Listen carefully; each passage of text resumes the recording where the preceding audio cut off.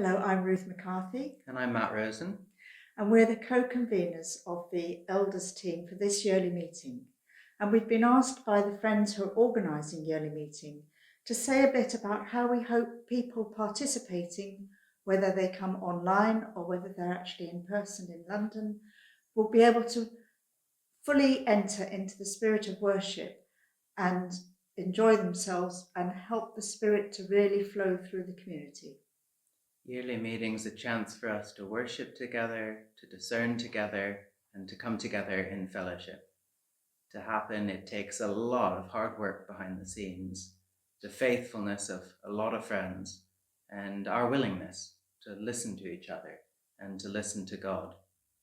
It's not the kind of thing we can pull off on our own, but we don't have to. I wonder, Ruth, what some of the challenges facing friends coming to yearly meeting might be. Well, I think there's a few. I think for those of us who are coming to London, it could be very hot actually at the end of July. London is very noisy. The Euston Road has lots of traffic.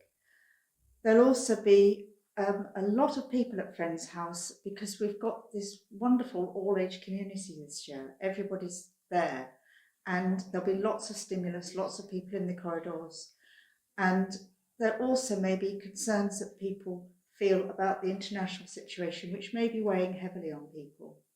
And I think for those coming online, there's the pull of things that are happening in your own home while you're trying to be part of the early meeting.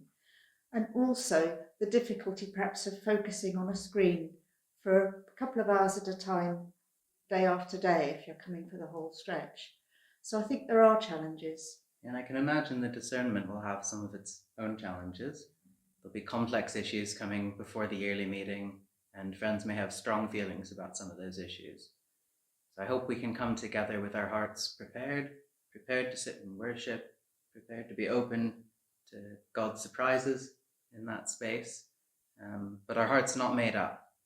Yeah. And I hope we can be rooted in love and in forgiveness for each other. And I think as elders, our task is to support the meeting in discerning the spirit running through the worship and through the business sessions. And I think it can be quite hard sometimes when you're in the session, perhaps feeling quite strongly about things. I think we're going to encourage people to really talk out in the breaks, to talk to each other about what they're feeling, what's going on. But if they are feel that there is an issue perhaps that's really troubled them, to come to elders or to pastoral care and talk with them about it. And I think also there's a thing about if you feel that you're prompted to minister in the gathering, that can be very daunting. There's lots of people there. It may be your first time at the early meeting feeling that prompt. And I wonder if, Matt, you can say a little bit about what we might ask people to do to really test if they should be on their feet in the session or putting up their electronic hand to ask to minister.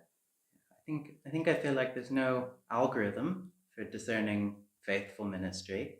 Ministry can come in many different styles as God gives strength. It can be prophetic and challenging and sometimes discomforting, or it can be uplifting and comforting and encouraging.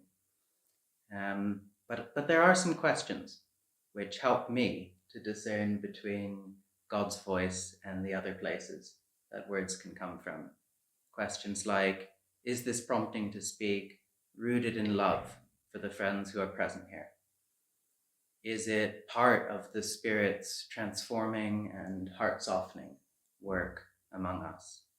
Have I just given this message enough time to season? And will it point friends to the source, or will it scatter the meeting and make it harder for us to listen? I think that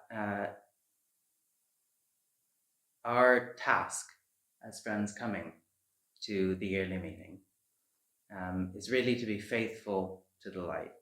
It's not to have our voices heard. It's not to make a point.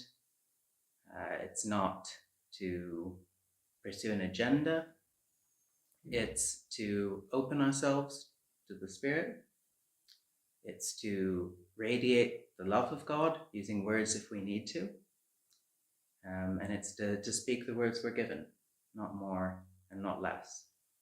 I think if we can do that, there'll be a profound joy in our discipline of listening to the Spirit. And I'm looking forward to sharing that joy with friends when we gather in July.